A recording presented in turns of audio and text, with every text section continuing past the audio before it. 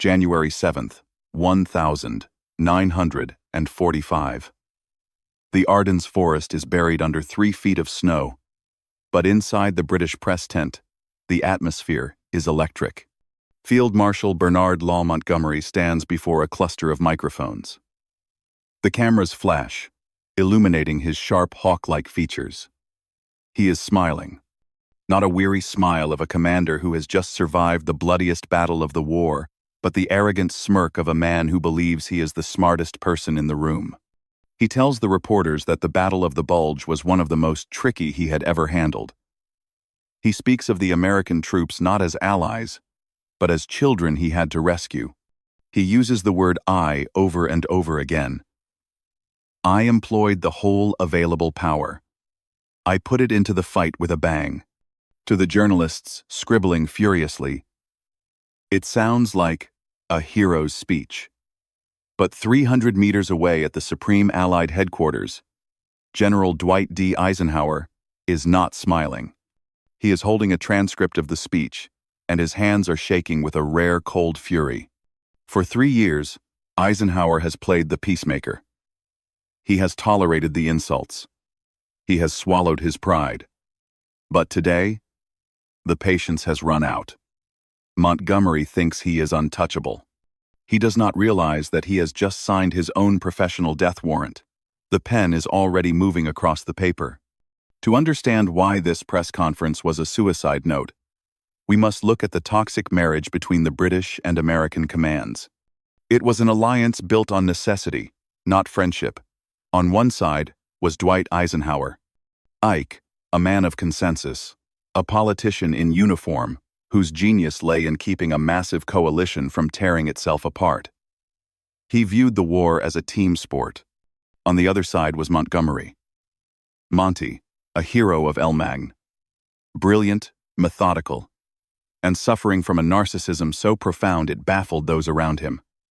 Monty did not view the war as a team sport. He viewed it as a solo performance, where he was the star and the Americans were the supporting cast. He openly considered Eisenhower to be a strategic amateur, a nice chap who should stick to logistics and let the real soldiers handle the fighting. For months leading up to 1945, the tension had been simmering. Monty demanded total command of all ground forces, effectively asking Eisenhower to demote himself. Washington hated Monty. Churchill constantly had to intervene to save him. But Eisenhower had always protected him, believing that Monty's tactical skill was worth the headache. The Americans provided the steel. The British provided the experience. That was the deal. But as the winter of 1944 set in, the balance of power had shifted. The student had become the master, and the master refused to accept it. And then came the snow.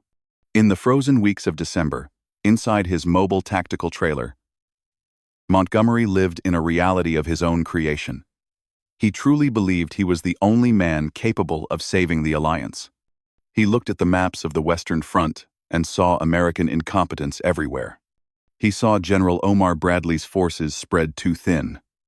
He saw Patton's aggression as reckless gambling. In Monty's mind, the chaos of the war was a direct result of Eisenhower's broad front strategy. He wrote letters to his superiors in London claiming that the Americans were useless without his guidance. He believed he was indispensable. The crisis that triggered the explosion began on December 16, 1944. The Germans launched a massive surprise offensive through the Ardennes, the Battle of the Bulge.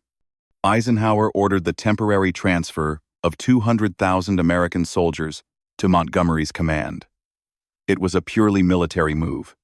Instead of acting as a caretaker, Montgomery swept in like a feudal lord. He rejected American plans, reorganized their lines, stopped counterattacks, and spoke to seasoned generals like cadets. "I shall tidy up this mess," he reportedly said. The atmosphere turned poisonous.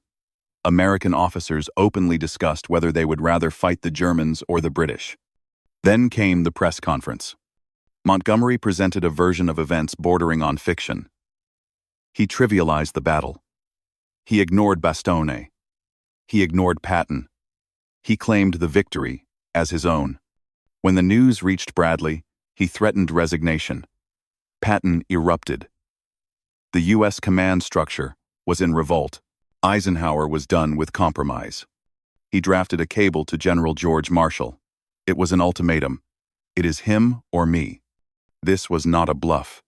He showed the draft to Montgomery's chief of staff. Freddie de Guingand rushed through a blizzard to warn Monty. For the first time, Montgomery was terrified. He realized he had pushed the most powerful man in the Western world too far. The next morning, a letter arrived. Dear Ike, I am your very devoted subordinate. It was unconditional surrender. Eisenhower accepted the apology, but never trusted Montgomery again. The alliance survived, but the friendship died. From that moment on, American dominance was unquestioned. Montgomery kept his rank, but lost his influence. The most dangerous battle of the Bulge was not fought with tanks, but with a pen.